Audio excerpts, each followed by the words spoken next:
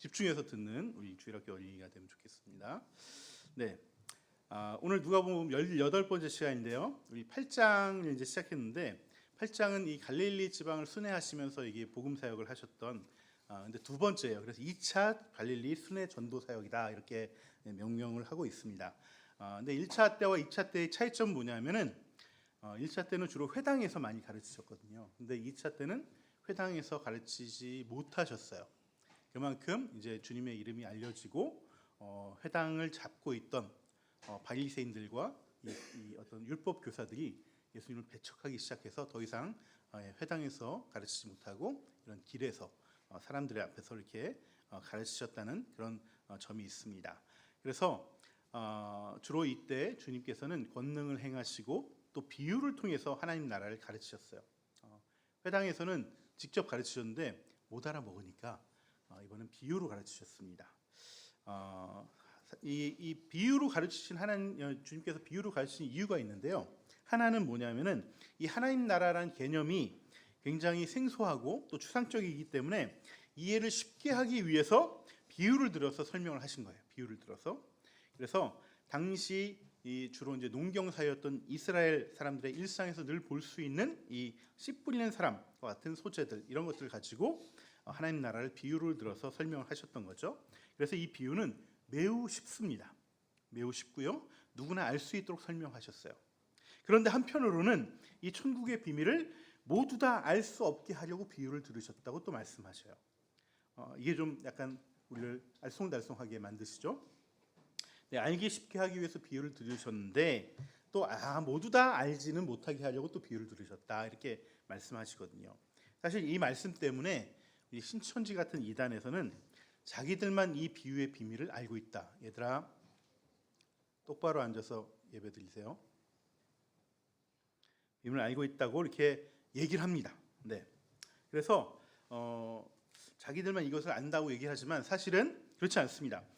주님께서는 그 자리에서는 비유로 얘기하셨지만 돌아서서 제자들에게는 어떻게 하셨죠? 다 하나씩 풀어서 말씀하셨죠. 그러니까 더 설명이 필요 없어요. 다 알고 있는, 다 알 수 있는 내용이라는 거예요. 그래서 제자들뿐만 아니라 지금 21세기를 살고 있는 우리가 봐도 이 성경을 보면은 이 비유는 이런 뜻이구나. 다 이미 다 밝혀져 있습니다. 네. 그래서 나만 아는 비밀이 있다.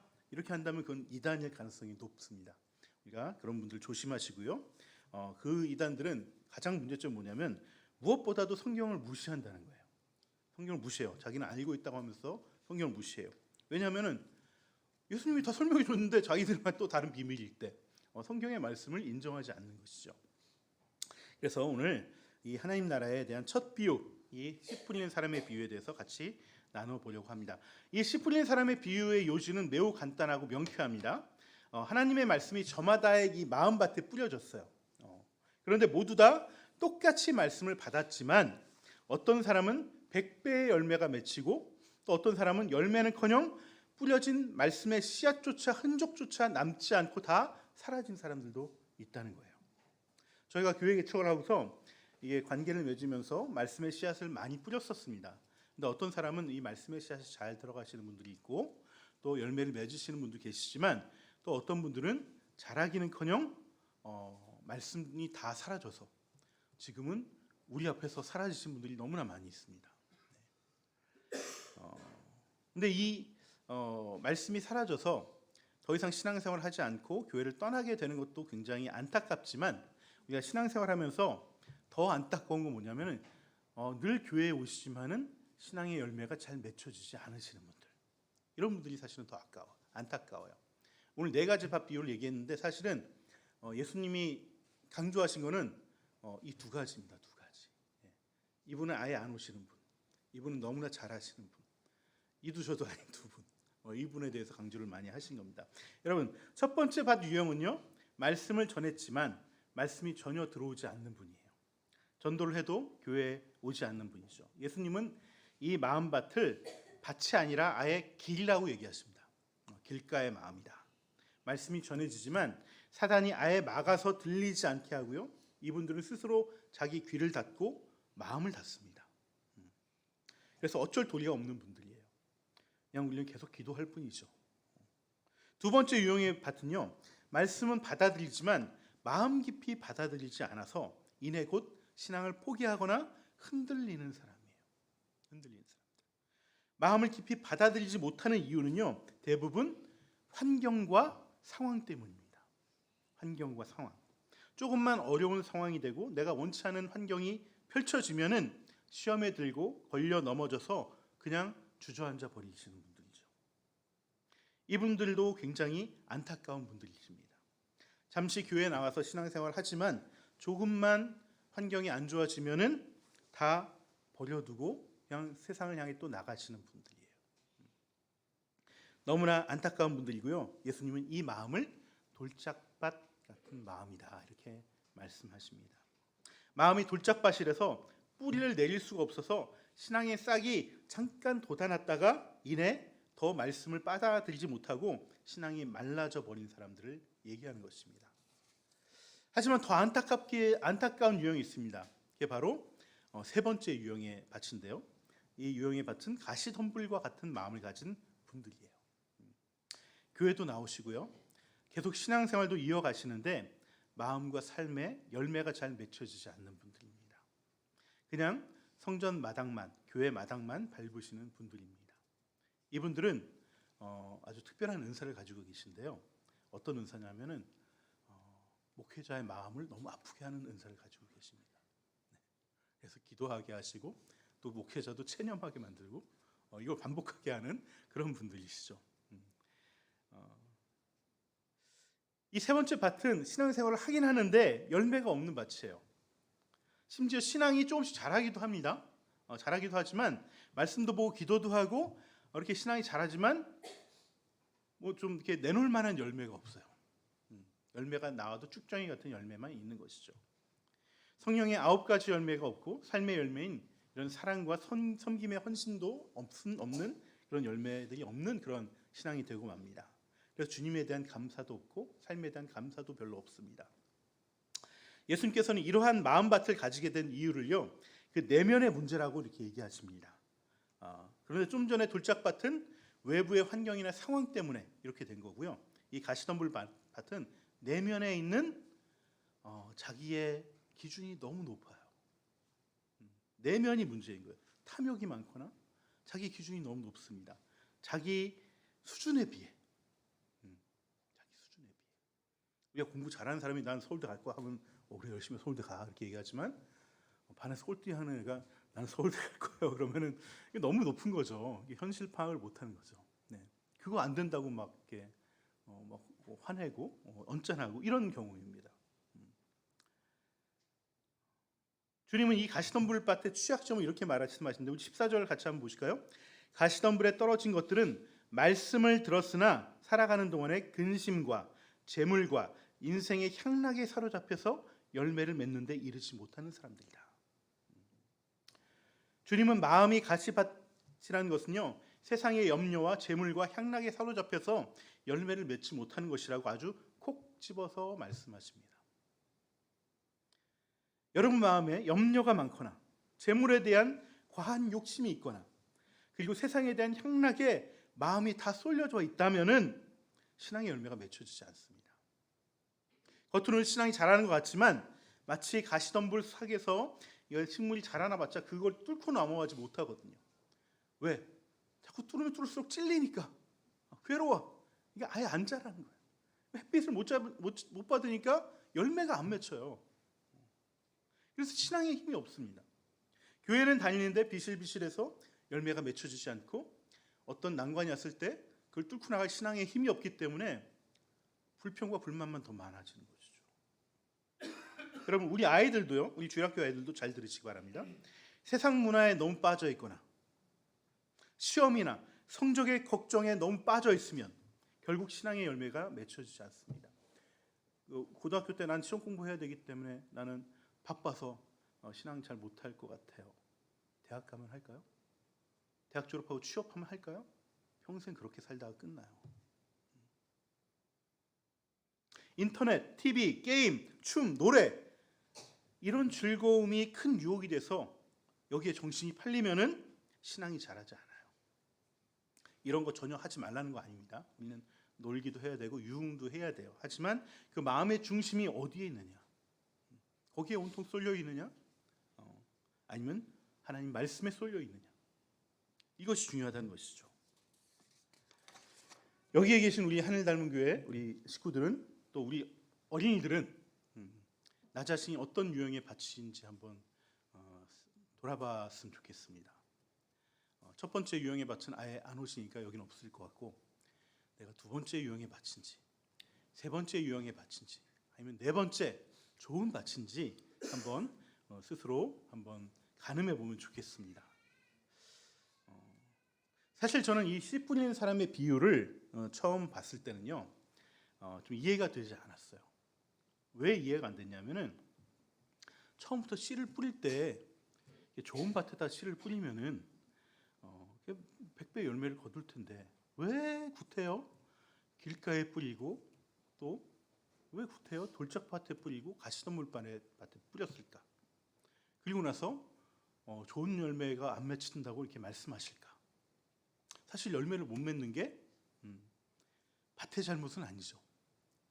걔는 원래 그런 사람인데 거기에 뿌린 사람이 잘못이지. 왜 거기에 뿌려서 그렇게 열매도 안 맺고 그렇게 되는 것이죠. 이따 나한테 얘기하세요. 네. 그런데도 이렇게 비효율적으로 뿌리면 실패할 게 뻔한데도 뿌리시는 이유가 무엇일까요? 네. 여러분, 네 가지 밭이면 확률상 좋은 밭을 만날 확률은 어떻게 되죠? 4분의 1은 돼야 되잖아요. 예.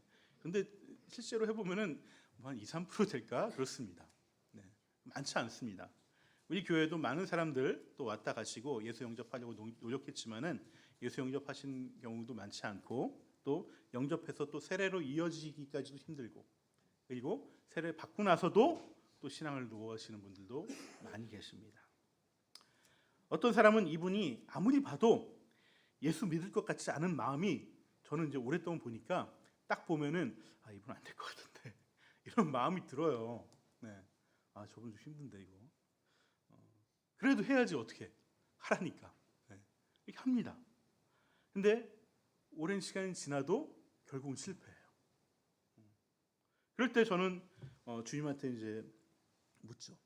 도대체 왜 저런 길가밭을 만나게 하셔서 거기에 씨를 뿌리게 하시고 정말 살아가기도 힘든데 거기에 시간을 쏟게 하시고 힘을 쏟게 하시는지 물어봅니다. 이런 기도를 할 때마다 하나님이 저에게 주신 마음이 있습니다. 어떤 마음이냐면은 나를 향해서 웃으시면서 안 되는 건 나도 안다. 나도 안다. 그래도 해야 된다. 왜냐하면은 하나님이 말씀하시는 나라는 존재는, 이 하나님이란 존재는 그런 존재야. 나는 그런 존재야. 이렇게 말씀하세요. 여러분, 오늘 네 가지 밭의 비유는요, 좋은 밭이 되라는 말씀이 아닙니다. 우리가 많이 그렇게들 오해를 하고 계신데요, 좋은 밭이 되라고 해서 좋은 밭이 되면은 그게 복음입니까? 그 사람 노력해서 된 거지. 복음은 은혜이기 때문에 복음인 것이, 우리 노력으로 애써서 그걸 이루면은 그건 복음이 아니에요. 오늘 네 가지 밭의 비유의 핵심은 너희들이 길가 같은 밭이고 그 딱딱한 돌짝밭 같은 밭이고 가시덤불 많이 나는 그런 가치 밭이든 또 어떤 밭이든 하나님은 상관하지 않겠다는 거예요. 그 하나님 사랑을 내가 부어주겠다는 거예요. 이것이 오늘 비유의 핵심이에요. 내가 지금 십자가를 지고 우리들의 모든 죄를 사해서 하나님과의 관계를 새롭게 열어주기 위해서 내가 지금 이 땅 가운데 예수님께서 오셨는데, 나는 좋은 밭의 사람에게만 이 사랑을 주려고 온 것이 아니야. 나는 너희들 모두에게, 너희들이 잘났던 못났던, 의지가 박약한 사람이건 구제불능의 사람이건 해도 안 되는 한심한 사람이건 전혀 상관없이 그 모든 사람에게 나의 사랑을 주려고 온 거야. 그리고 이게 바로 하나님 나라라는 거야. 하나님 나라는 그런 거야 라고 말씀하시는 거예요. 우리 교회 주보를 보시면 표지 그림이 씨 뿌리는 사람, 시즈맨입니다. 시즈맨. 이 표지를 보시면은 누가 그렸죠? 예, 고우. 네, 딱 봐도 알죠? 네, 고우의 필지 그 부채가 딱 있죠. 네. 이 그림 보시면 씨 뿌리는 사람이 씨를 뿌리면서 아주 씩씩하게 걸어가고 있습니다. 씩씩하게 걸어가고 있어요. 네. 그리고 저 뒤로는 뭐가 보이죠? 곡식, 해가 있고 그 앞에 곡식이 주렁주렁 열린 그런 곡식단들이 막 자라고 있습니다. 추수를 앞두고 있습니다. 네. 그런데 이 씨 뿌리는 사람이 씨를 뿌리며 가는 곳을 살펴보면 어떤 밭일까요? 이 밭은 네, 돌짝밭이에요. 돌짝밭. 가운데 길도 하나 나 있죠? 길가밭도 있습니다. 또 새들이 와서 막 주워 먹죠? 네, 그런 아주 그냥 영양가 없는 밭이에요. 그런데 이 씨 뿌리는 사람은 이 영양가 없는 밭을 아주 씩씩하게 뿌려대고 가고 있습니다. 여러분, 고우의 그림에서 노란색은 기쁨을 상징합니다. 기쁜 마음으로 그것을 뿌리며 가고 있습니다. 여러분, 제가 이 그림을 주보에 실으려고 여러 그림을 사실 이 그림이 이 하나밖에 없는 게 아니에요. 고우가 이 비슷한 그림을 여러 번 그렸어요. 그러니까 여러 버전이 있어요. 근데 그 어떤 버전을 보면은 여기 웃는 모습이 딱 선명하게 나오는 그림도 있습니다. 씨 뿌리는 사람이 씨를 뿌리면서 웃고 다니는 모습이 보이기도 합니다. 이것은 이 씨 뿌리는 사람은 하나님을 비유하는 겁니다. 하나님. 당연히 예수 그리스도도 비유하는 것이겠죠. 하나님은 뿌려지는 말씀이 곧 사그라들고 새가 와서 집어가고 열매가 없을 줄 알면서도 쉬지 않고 기쁨으로 그 말씀을 뿌리시는 농부이세요. 하나님은 우리가 어떤 밭이든 상관하지 않고요, 계속해서 말씀을 뿌리고 그 말씀을 통해서 사랑을 뿌리고 그 십자가의 은혜를 여전히 우리에게 베풀고 계십니다. 사실 우리는 우리의 마음만 보면요, 사실은 소망이 없습니다. 여러분은 여러분 자신을 믿으세요? 저는 나를 못 믿겠어요. 내가 온전히 살아갈 수 없는 사람이라는 것을 나는 너무나 잘 알고 있어요. 그럼에도 불구하고 우리에게 소망이 있는 것은 하나님께서 지금도 우리라는 밭을 향해서 기쁨으로 말씀을 뿌리고 계시기 때문이란 거예요. 아까 여러분의 밭은 어떤 밭입니까? 제가 여쭤봤는데 저의 질문을 나는 어떤 밭인지 제가 답을 드리면요, 제 답을 드리면은 솔직히 고백하면 저에게는 이 네 가지 밭이 다 있습니다. 다 있어요. 저에게도 돌짝밭 같은 마음이 있어서요, 어떨 때는 말씀이 은혜가 안 될 때가 있고요, 은혜를 내팽겨치고 싶을 때가 있어요. 또 그런가 하면 내 마음속에 여러 가지 걱정과 어떤 근심이 막 염려가 유혹이 막 생겨나서 어떻게 살아야 되나, 이번 달은 어떻게 넘겨야 되나, 교회고 뭐고 다 때려치고 그냥 돈이나 벌러 가야 되겠다. 그런 마음이 저라고 솔직히 왜 없겠습니까? 저에게도 그런 마음이 있어요. 하지만 그러다가도 말씀이 은혜가 되고 나를 향한 하나님의 그 사랑에 내가 벅차오를 때가 있습니다. 하루에도 어느 순간 그럴 때가 있어요. 그러면 그 모든 부정적인 감정들, 돌짝밭 같은 마음들, 가시덤불 같은 마음들이 싹 눈 녹듯이 다 사라지고 그 말씀이신 주님과 동행하고 정말 그 어디나 하늘나라 같은 그 은혜와 그 감사와 찬양이 넘치는 마음이 될 때가 있어요. 그래서 다시 사역의 현장으로 기쁜 마음으로 달려갑니다. 여러분, 이 은혜의 마음이 솔직히 하루 종일 지속되지 않습니다. 하지만 하루 중 잠깐이라도 이 마음을 내게 주셨을 때 저는 그 하루가 그 어떤 세상의 유익으로부터 얻어지는 그 기쁨과 즐거움보다 더 귀하고 소중하다고 생각해요. 그래서 그 하루는 정말 풍성하고 정말 감사와 찬양이 넘치는 하루라고 주님께 고백하지 않을 수가 없습니다.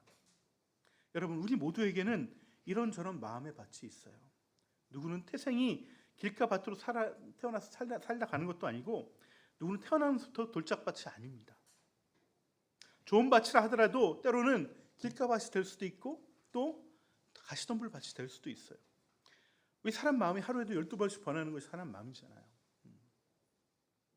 여러분, 좋은 신앙이라는 것은요, 내 마음이 늘 좋은 밭만 같이 유지하는 것이 아니에요. 그것이 아니라 하루에도 갈팡질팡하는 모습 속에서 잠시라도 내게 좋은 밭을 은혜로 주셨으면은, 하나님께서 뿌리신 그 씨앗으로 말미암아 내가 은혜를 받았으면은 그 은혜를 통해서 100배의 열매를 맺으려고 하는 거예요. 나머지 시간들이 풍요로워지는 거예요. 그리고 그 열매를 맛본 사람은 그 열매를 더 갈망하게 돼요. 그래서 좋은 밭의 시간들이 더 넓어지고 늘어가는 것입니다. 그래서 좋은 밭이 되려는 나의 노력도 중요합니다. 이것을 기다리는 시간 인내하고 기다려야 됩니다. 하지만 이 노력보다 우리가 더 놓치지 말아야 될 것은 바로 이 쓸모없는 밭임에도 불구하고 말씀의 씨앗을 뿌리는 이 농부이신 우리 하나님 아버지, 그리고 이를 위해 기꺼이 십자가를 지셨던 우리 주님의 은혜를 알고 놓치지 않고 붙잡는 거예요. 마치 밭이 씨앗을 품어서 뿌리를 내리게 하는 것처럼 우리가 이 아버지 하나님의 사랑과 예수님의 십자가의 은혜를 품어서 그 씨앗이 내려지게 기다리는 거예요. 인내하는 거예요. 이것이 좋은 밭입니다. 좋은 신앙입니다. 오늘 우리는 노방전도를 합니다. 길에 나가서 복음을 전합니다. 주님의 몸된 교회를 알리고 전합니다. 그렇게 씨를 뿌리러 가는데요. 노방이 뭡니까? 길에다가 복음을 전하는 것이죠. 네. 길가밭에 떨어져서 다 사라질지 모릅니다. 그럴 확률이 굉장히 높습니다. 네. 그럼에도 불구하고 우리가 노방전도를 나가는 이유는요, 밭을 갈지 않고 씨를 뿌리는 그 농부이신 아버지 하나님 마음을 내가 느끼기 위해서예요. 느끼기 위해서. 뿌리다 보면은 무시당할 때도 있고 거절당할 때도 있을 것입니다. 아는 사람 만나면 그 사람이 나를 어떻게 생각할까 굉장히 또 부끄럽기도 하고 두렵기도 합니다. 하지만 그럴 때마다 이 어렵고 불편한 마음이 아버지 하나님이 이 죄악된 세상을 바라보시는 마음이시고 또 이 땅에 오셔서 십자가를 지셨던 주님이 겪으셨던 마음이라는 것을 우리가 기억하면 좋겠습니다. 그래서 그 아픔 속에서도 불구하고 우리 그 사랑을 우리에게 부어주시길 기뻐하셨던 그 아버지 하나님과 예수님의 마음을 우리가 알게 된다면, 그것을 경험하게 된다면 여러분, 이것보다 더 큰 복이 없습니다. 이것으로 인해서 우리의 밭은 조금씩 좋은 밭으로 더 넓혀져 나갈 것입니다. 이 마음을 알고 그 복을 누리며 또 먼저 받은 이 복으로 인해서 내가 변화되고 또 복음을 더 전하게 되는 저와 여러분이 되면 좋겠습니다. 우리 이 시간 너는 그리스도의 향기라